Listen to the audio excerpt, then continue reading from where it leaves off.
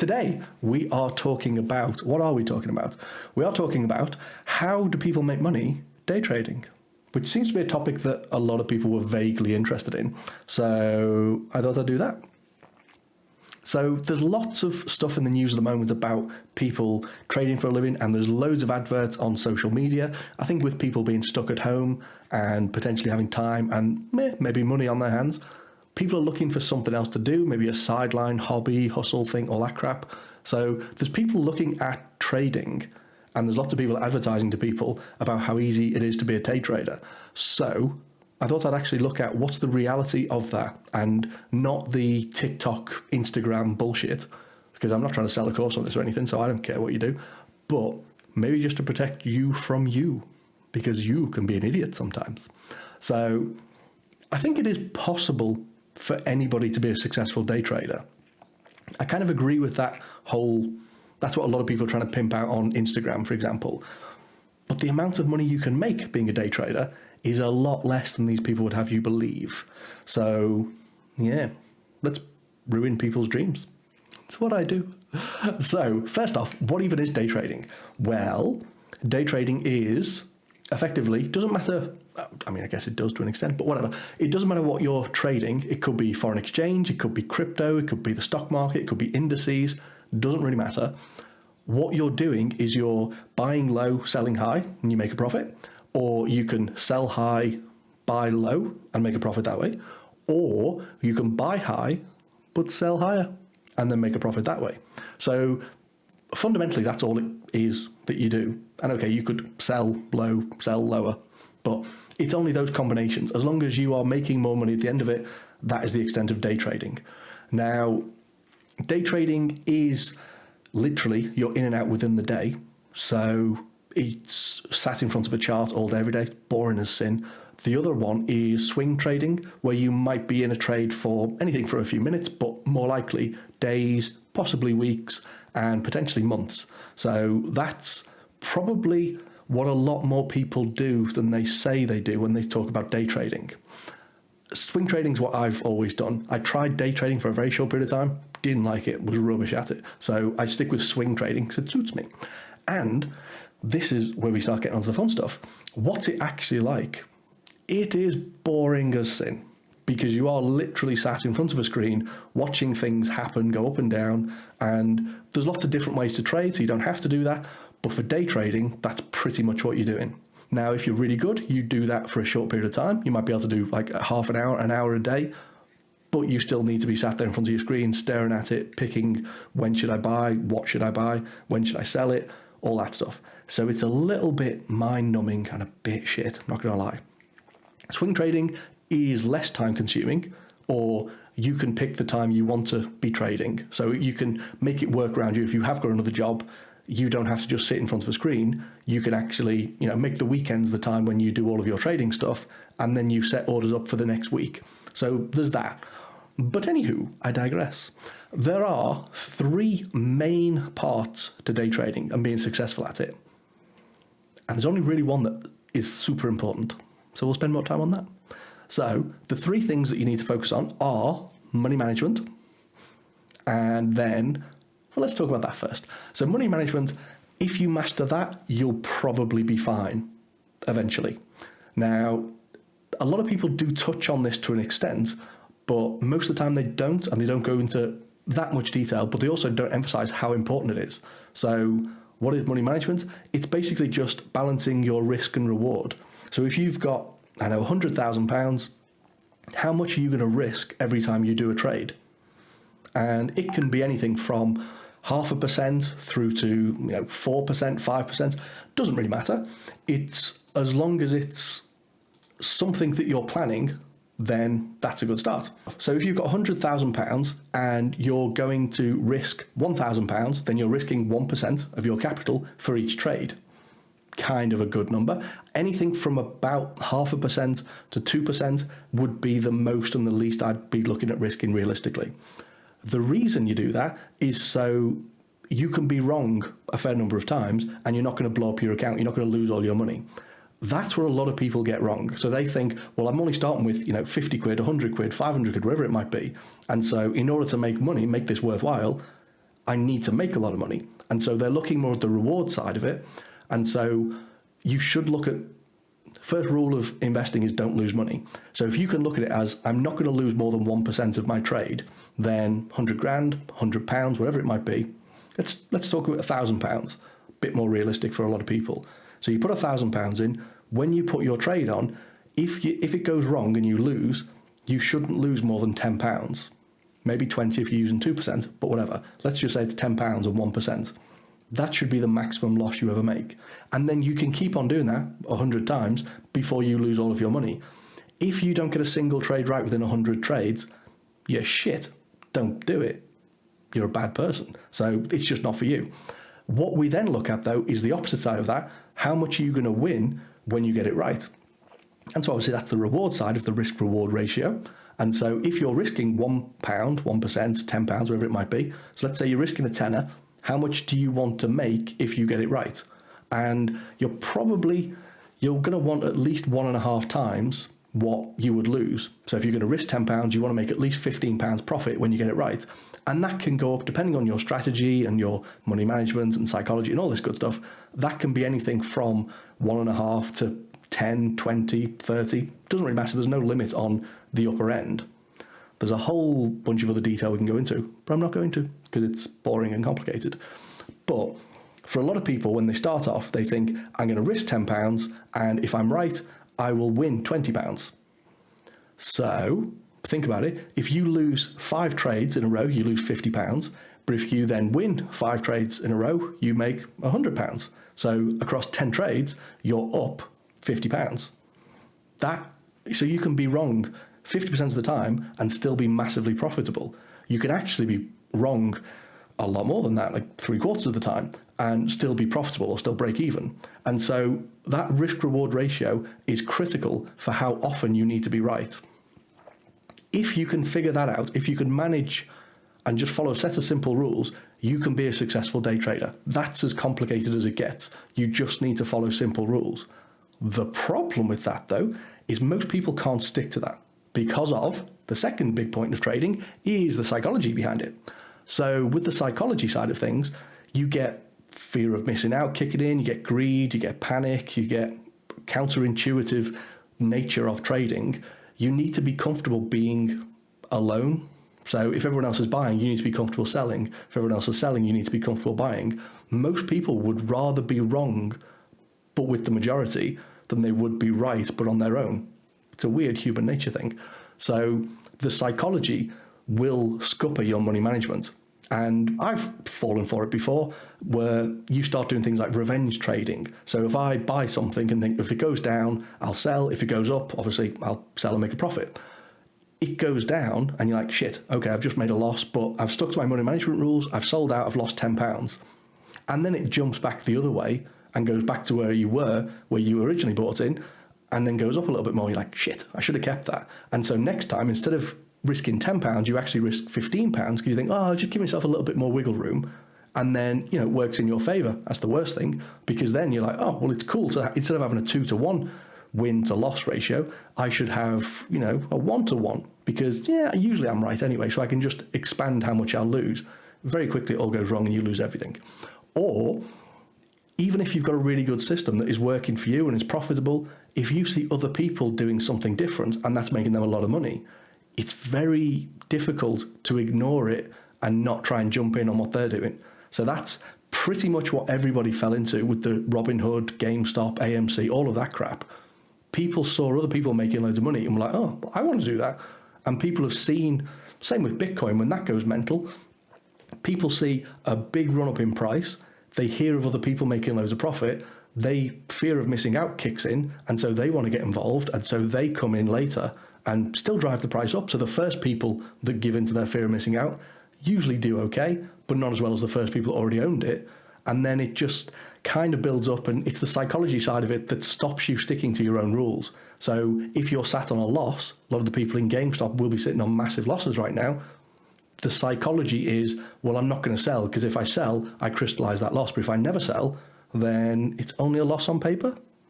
That's not how you day trade. That's how you have a punt and have a play, which is fine if that's what you're going to do, but it's not day trading. And then the last bit is kind of the most important, but also the least important. Go figure.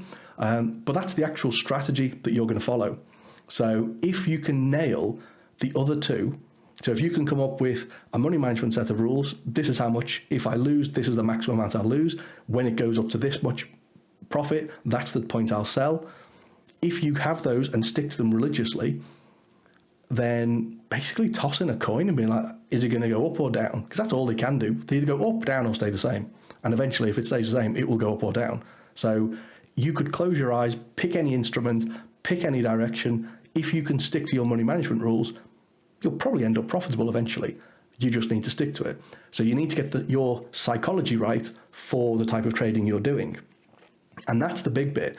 There is a right trading style for every psychology. So if you're, hypermanic, easily distracted and all that, then you might want a strategy that gives you big wins, but gives you lots of little small losses. So when you do win, it goes massively in your favor and you get to be all excited. But you might not win, you might lose 9 out of 10 trades, which is fine because you lose a tiny little percentage of your 0.5%, say, of your capital. But then when you win 10 times as much. So it still balances out in the long run, but you're feeding your psychology there. Equally, for people like me who are a bit more boring and analytical, then just having slow, steady, well, yeah, these are the rules, I stick to them, and I'm not good at watching things because I don't like the whole hypermanic and watching things go up and down, like, yay, I'm real, I'm poor, yay, rich. I'd rather just put the trade on and then bugger off. So I'm more of a swing trader. So there is a type of strategy for everybody, and that's the bit. Until you've figured out your money management and your psychology, it's not really worth looking at the strategy side of it until then. But that's the thing that everybody pushes on people. That's the thing that everybody tries to sell.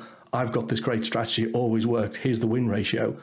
Well, that's great. But if you give two people with two very different money management rules, psychology, it will either work or won't work. And it's got nothing to do with your strategy. So that's the real world reality.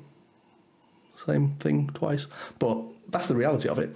So, I'm going to try my fancy thing now and hope I've done it right. Hey, see what I did there? Great. So when it comes to strategy, there are so many you can choose from. And that's why I'm saying it's not that important, because there's so many to choose from. It's whatever works for you. And I've picked a random selection of things here, and it will just look stupid.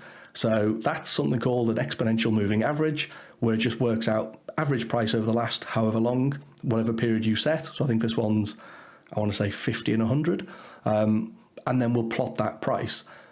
The strategy here is when the two cross, you would do the opposite. So when they cross there, you would sell at that point. When they cross there, you'd buy at that point. So that's fairly straightforward. That's kind of the starting point for most people, a moving average cross. And that one is a slightly different thing, but the same basic principle. When there's an X, you would sell, so you'd sell there, and potentially you'd make 32% profit. When there's an X, you would buy there, and potentially you'd make 16% profit. But then there's a bunch of X's here where you would make nothing.